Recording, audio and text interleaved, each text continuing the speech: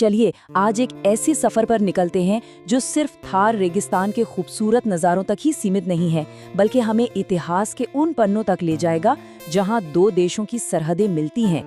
ये सफर है zero point का, पाकिस्तान के आखिरी ट्रेन स्टॉप का। बस यही एक लाइन इस पूरे सफर की मंजिल को बता देती है। ये वो हकीकत है जो इस सफर को इतना खास बनाती है। एक ऐसी जगह जहां रेलवे की पटरियां खत्म हो जाती है और दो मुल्कों की सरहद शुरू होती है। तो मंजिल तक तो हम पहुंचेंगे ही, लेकिन पहले जरा पीछे चलते हैं और देखते हैं कि ये ऐतिहासिक सफर असल में शुरू कहां से होता है।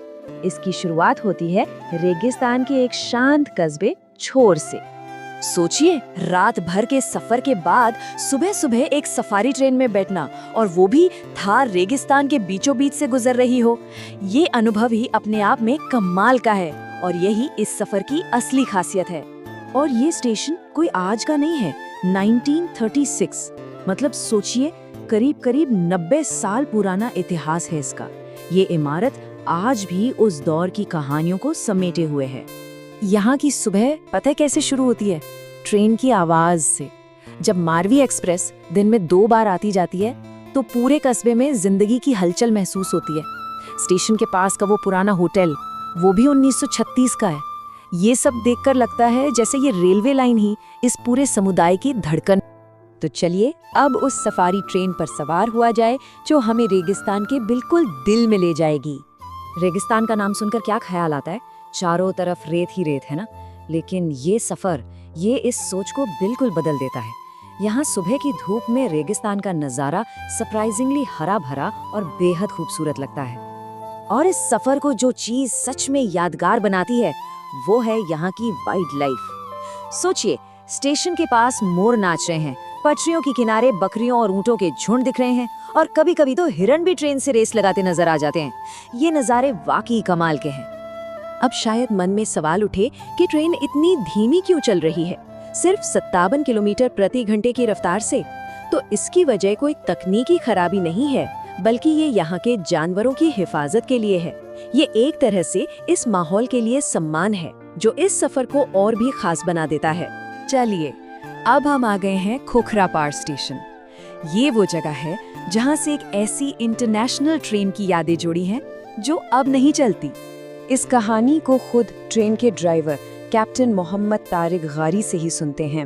वो बताते हैं कि कैसे 2014 से 2019 तक उन्होंने थार एक्सप्रेस चलाई और पूरे स्टाफ के पास पासपोर्ट और वीज़ा होता था। उनके ये शब्द उस दौर को जैसे जिंदा कर देते हैं जब ये ट्रेन दो मुल्कों के बीच एक पुल का काम करती थी। वैसे इस रेलवे लाइन का इतिहास भी बड़ा मज़ेदार है। इसकी शुरुआत हुई थी 1911 में राजा की रेल के नाम से। फिर 2006 में ट्रैक को अपग्रेड किया गया और 2014 में थार एक्सप्रेस शुरू हुई। लेकिन अगस्त 2019 में दोनों देशों के बीच तनाव के चलते सब कुछ रुक गया। तो खोखरापार स्टेशन की कहानी को 2 हिस्सों में देख सकते हैं, एक तब और एक अब। तब जब यहाँ भारत जाने वाली थार एक्सप्रेस की रौनक थी, लोगों की आवाजें थीं, और अब जब यहाँ सिर्फ लोकल मारवी एक्सप्रेस चलती है और प्लेटफॉर्म पर एक अजीब सी खामोशी छाई रहती है। और अब ट्रेन अपनी असली मंजिल की तरफ बढ़ रही है, जीरो पॉइंट, वो जगह जहां पटरियां खत्म हो जाती हैं और एक इंटरनेशनल बॉर्डर शुरू होता है। और फिर वो नज़ारा सामने आता है, पटरियों पर एक बंद गेट, बस सफर खत्म। ये गेट बताता है कि इसके आगे अब कोई रास्ता नहीं है। ये है पाकिस्तान का आखिरी रेलवे स्टॉप। तो जीरो पॉइंट पर माहौल कैसा है? सब कुछ बहुत डिसिप्लिन्ड है। एक तरफ वेलकम टू पाकिस्तान का साइन, ठीक सामने वेलकम टू इंडिया का। और यहाँ सिंध रेंजर्स की तैनाती है ताकि जो भी समझौते हैं उनका पूरी तरह से पालन हो। यहाँ तक कि एक दूसरे की तरफ फोटोग्राफी करने की भी इजाजत नहीं। अब जरा यहाँ के उन वीरान ढांचों को देखते हैं जिनकी खामोशी में भी कई कहानियां छिपी हैं। ये जो खाली कस्टम और इमिग्रेशन काउंटर दिख रहे हैं, ये बिल्कुल वैसे ही हैं जैसे 2019 में आखिरी ट्रेन के जाने पर छोड़े गए थे। ऐसा लगता है जैसे वक्त यहीं थम गया हो और इन काउंटर्स पर धूल के सिवा कुछ नहीं बचा। यहीं पर एक मीटिंग हॉल भी है। इसे 2007 में बनाया गया था, खास तौर पर पाकिस्तान के सिंध रेंजर्स और भारत के बॉर्डर सिक्योरिटी फोर्स यानी BSF के बीच ऑफिशियल मीटिंग्स के लिए। पर आज ये हॉल भी खामोश है और ये खामोशी सिर्फ इस इमारत की नहीं है, ये उस रुकी हुई बातचीत की भी निशानी है जो कभी यहाँ हुआ करती थी। ये उस दौर की याद दिलाता है जब कम्युनिकेशन ज्यादा एक्टिव था। यहाँ तैनात एक रेंजर अधिकारी की ये बात यहाँ के माहौल को बिल्कुल साफ कर देती है कि यहाँ हर कदम बहुत जिम्मेदारी और नियमों के साथ उठाया जाता है। ये एक सेंसिटिव जगह है और इसका सम्मान करना जरूरी है। तो सरहद पर हमारा सफर यहीं तक था।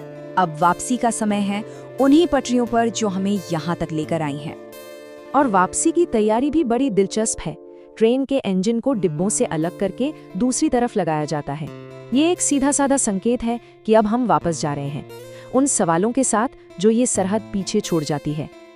और इसी के साथ एक सवाल मन में रह जाता है, क्या ये ऐतिहासिक रेलवे लाइन जो कभी लोगों को जोड़ती थी, फिर कभी इस बंद दरवाजे के पार जा पाएगी? शायद इसका जवाब तो सिर्फ वक्त के पास ही है। अगर आपको ये वीडियो पसंद आई हो तो इसे लाइक करना मत भूलिए। अपनी राय नीचे कमेंट में जरूर बताइए और ऐसे ही दिलचस्प वीडियो देखने के लिए चैनल को सब्सक्राइब कीजिए। साथ ही बेल आइकन दबाइए ताकि हर नए वीडियो का नोटिफिकेशन आपको सबसे पहले मिले।